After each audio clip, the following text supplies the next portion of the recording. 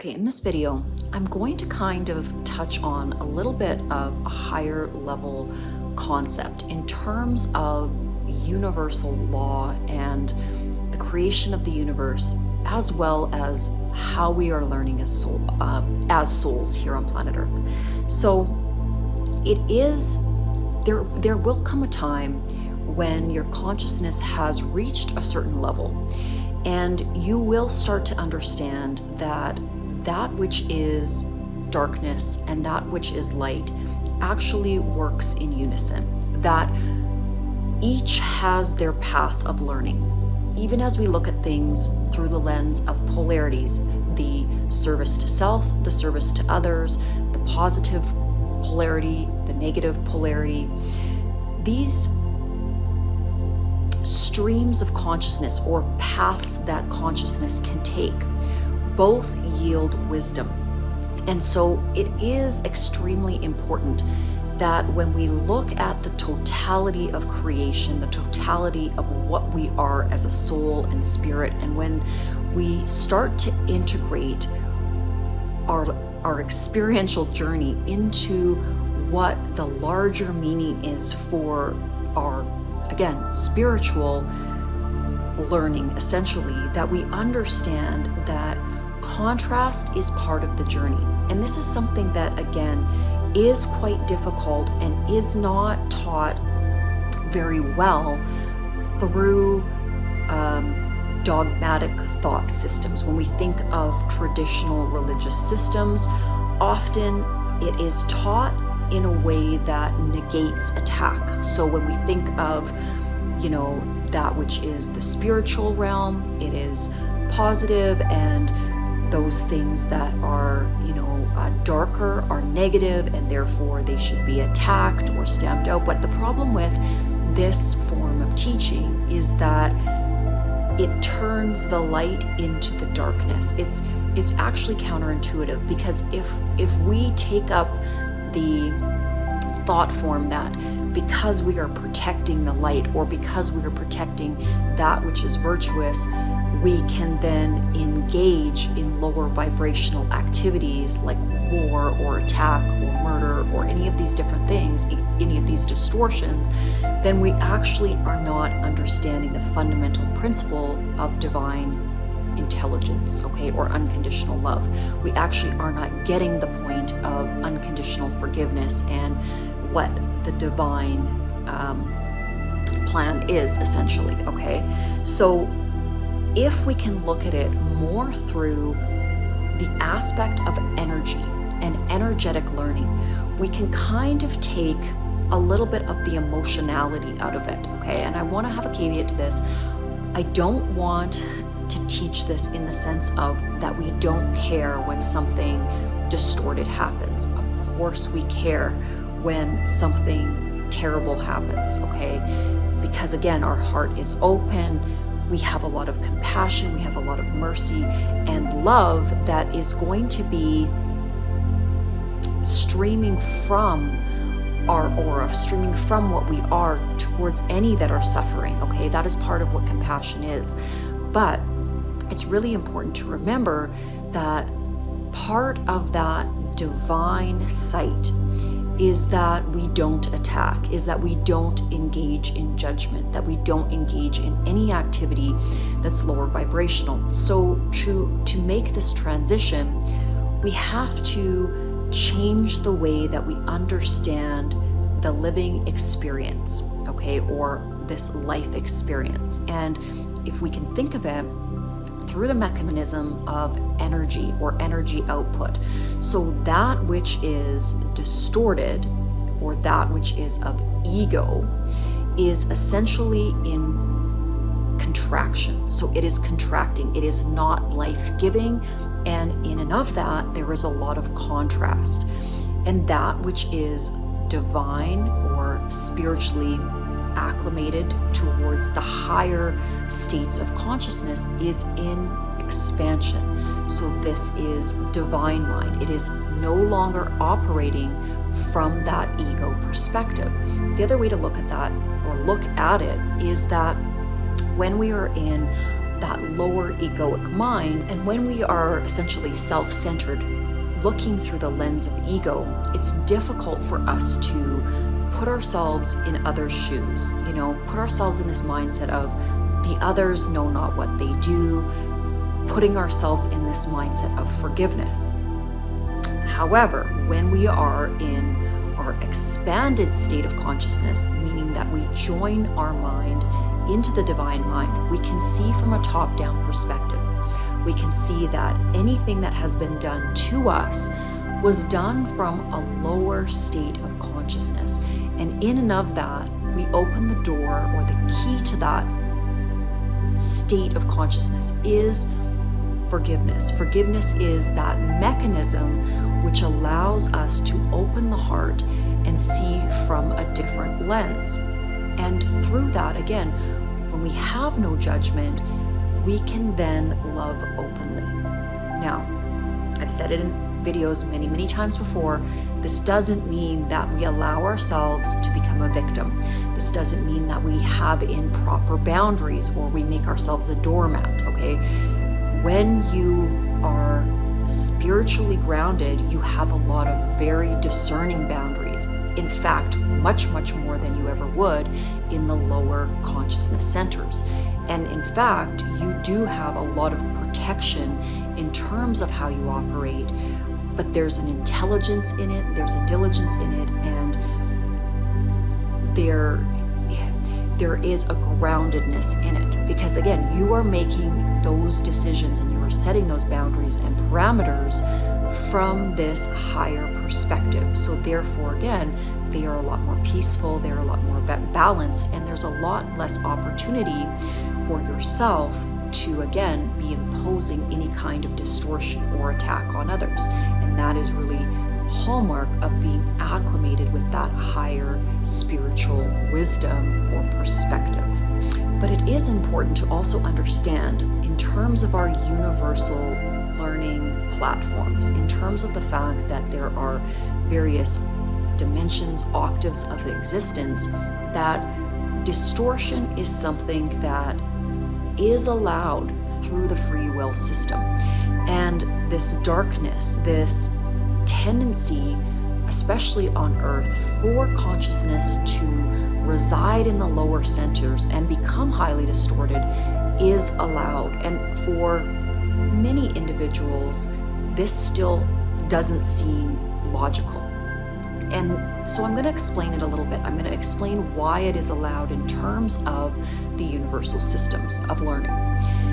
Because of the way free will works, if any soul or consciousness chooses to lower its vibration and think any thought form that can be manifest, there is nothing within the system that prevents consciousness from thinking in any direction. And so in and of that, there are layers or dimensions of consciousness, and they also correlate to the vibrational state of that being. They are both physical and non-physical, and there's aspects of each body type, energetic body, emotional body, physical body, that can exist on several planes of dimension simultaneously or at the same time. Now, in terms of human consciousness, in terms of the body that we're in, we cannot perceive these layers and levels at this time. And that's fine. This, again, is part of the learning journey. We are essentially fracturing our consciousness so that through this small lens, we learn through the mechanism of free will how we want to position our own soul's beingness. And it's a choice point. And so some souls will choose to ascend very quickly because, again, that is how their consciousness is evolving. There's no right or wrong in this in terms of the universal system. However, if a soul chooses to acclimate into greater and greater distortion, it is more and more difficult. The lifetimes and the experiences of those lower vibrational emanations are very difficult. There will be a lot of suffering, a lot of pain. So this is why there is, in a sense, a reward for focusing one's consciousness to the higher states, because the emanation of the manifestation of what you will experience is more and more beautiful, more and more luminous. So again, there's always reward or a consequence in terms of the karmic system, in terms of the universal system, and it's not to necessarily squeeze you into this box of obedience, because again, that's not the way the free will system works. It's not about being obedient, it's about choice. And because each soul's evolution is about its personal choice, is about its personal growth, which is a very individual path,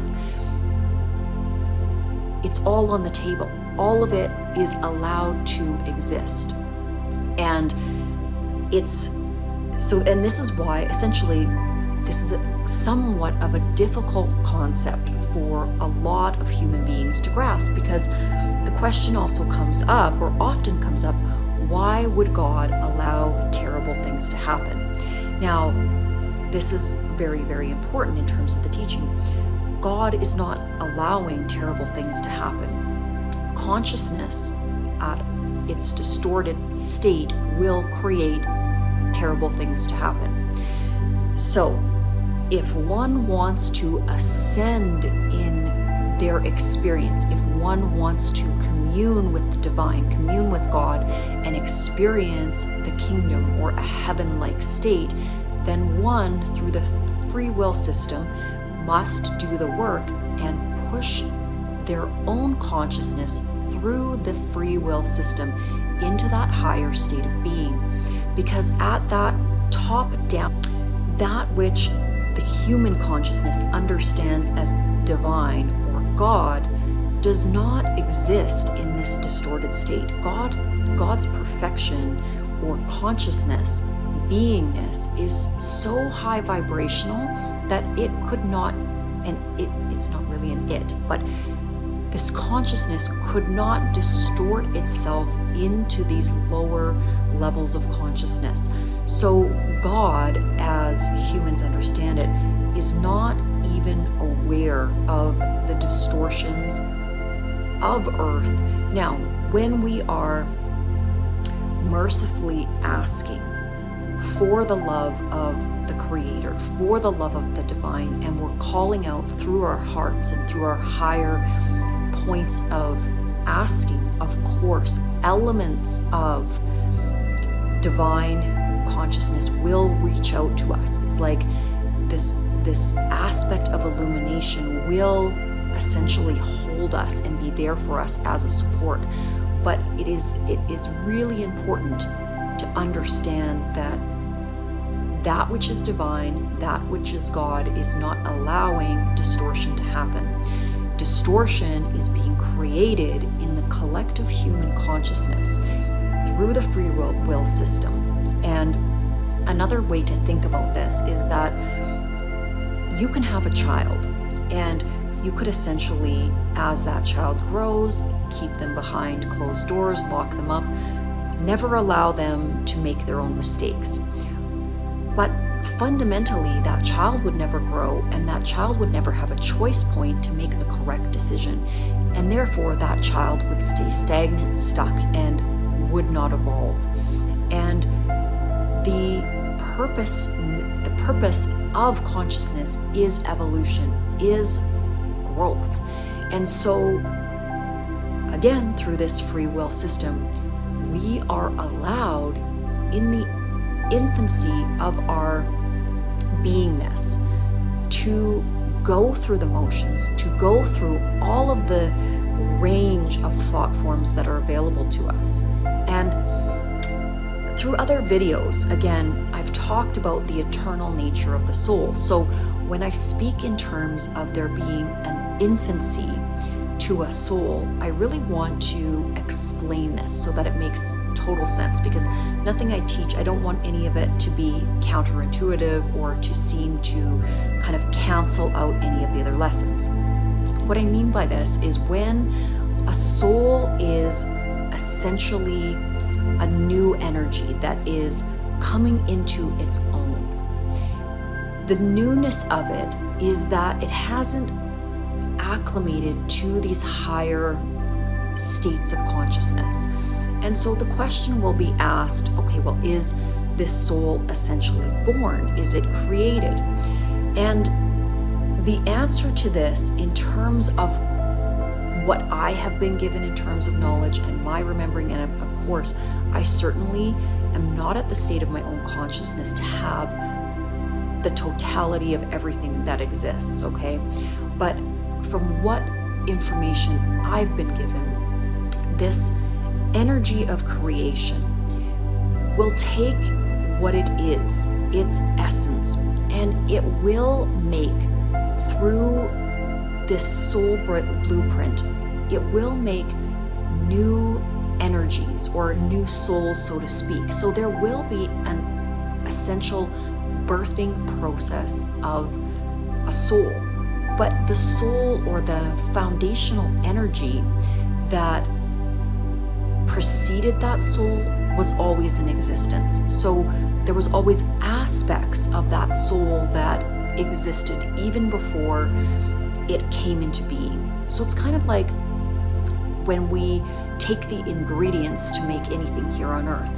The ingredients are there, but we're putting them all together. I mean, and even in and of that, somebody could say, well, we still had to grow those ingredients. And that's the aspect of the total universal system that I have not yet been given, okay? And even if I had been given it in some life or in some aspect of my consciousness, have not been able to conceive the totality and the unification of the entire universal system.